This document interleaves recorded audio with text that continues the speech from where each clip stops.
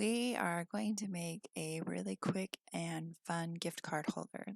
It's a super simple project, just takes a couple of steps. So first off, you're going to cut out your pieces and you're going to apply interfacing to the lining side of the material.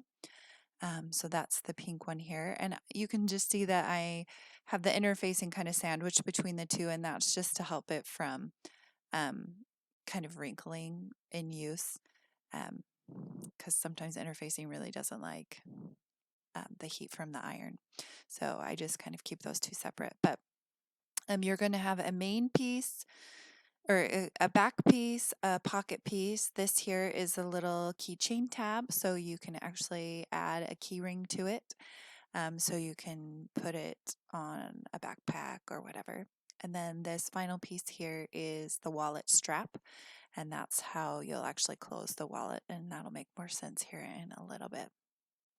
So once you have the interfacing applied to your pieces, you're going to take the strap and you're going to fold it hot dog style, if you will. So you're going to fold it so that the long sides of the strap are together, right sides together, and you're going to stitch. You're going to do the same thing with the little keychain tab. So you're going to fold it in half, long sides together, and stitch down that side, just using 1/4 of an inch seam allowance. And then you are going to turn them right side out. So I just chain stitched them so that I'm saving some thread. So now you're going to take a safety pin, and you're going to thread it through one of the raw edges of the strap, and you're going to push the strap right side out through that opening. And if you don't have a safety pin, sometimes you can get it to work with like a string. Some people like to use a bodkin. There's lots of different ways that you can turn small pieces like this right side out, but um, they are super tiny, so you'll want to have a smaller safety pin in order to be able to turn them right side out. And it just takes a little bit of moving it around for it to actually turn right side out for you here. There we go. Then just remove your safety pin. Do the same thing for the tab. Once you have them turned right side out, you want to press them really well. Pressing makes a big difference in sewing. It makes things look a lot more professional. All right, so now we're going to sew our main piece and our pocket pieces together. So we're going to put them right sides together, matching that bottom edge, and we're going to stitch down that bottom edge of both the main outside piece and the lining piece. And you can just see, again, I'm just chain stitching. That just is saving me on thread, so I'm not stopping and cutting my thread constantly. So both of them are stitched together at the bottom, and we're just going to take our iron again, and we're just going to press them flat and then open. And that just helps the stitches to kind of adhere, if you will, to the material, the fabric. And once they're pressed flat and open, then we can move on to the next step, which is adding our strap and our tabs. All right, so we have our two pieces. We're going to have our strap go across our main outside piece across the pocket, and you kind of want to center it, or I actually off center it just slightly because I'm going to stitch that bottom, and so I actually move it a little bit higher. And then you're going to do the tab, and you can actually kind of put the tab wherever. When it turned right side out, it works. I'm going to put it here. I think in the tutorial, photo tutorial, I put it up on the backing piece, but really it'll work in both places. And then I'm just going to stitch these raw edges down. It's just going to make it so I don't have so much bulk with all the pins. And now I'm going to put the lining piece and the main piece right sides together, making sure it lines up, and I'm going to stitch just across that pocket edge. Okay, so I'm stitching basically the the top of the pocket when all is said and done together, the lining and the main fabric.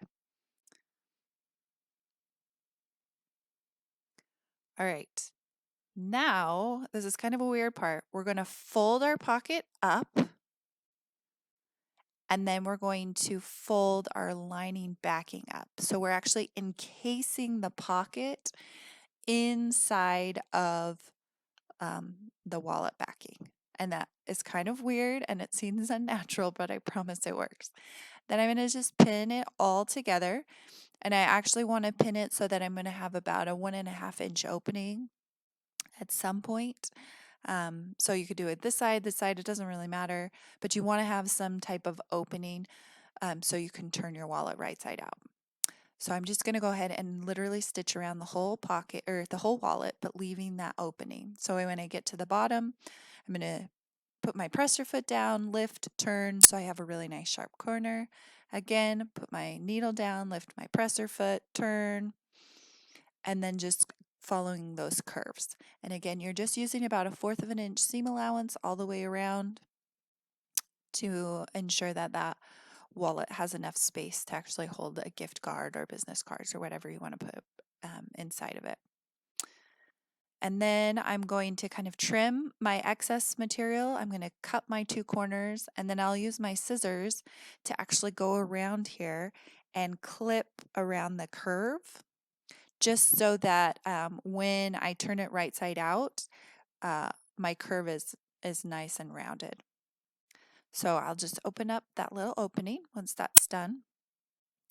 And I'm going to pull my pocket through here.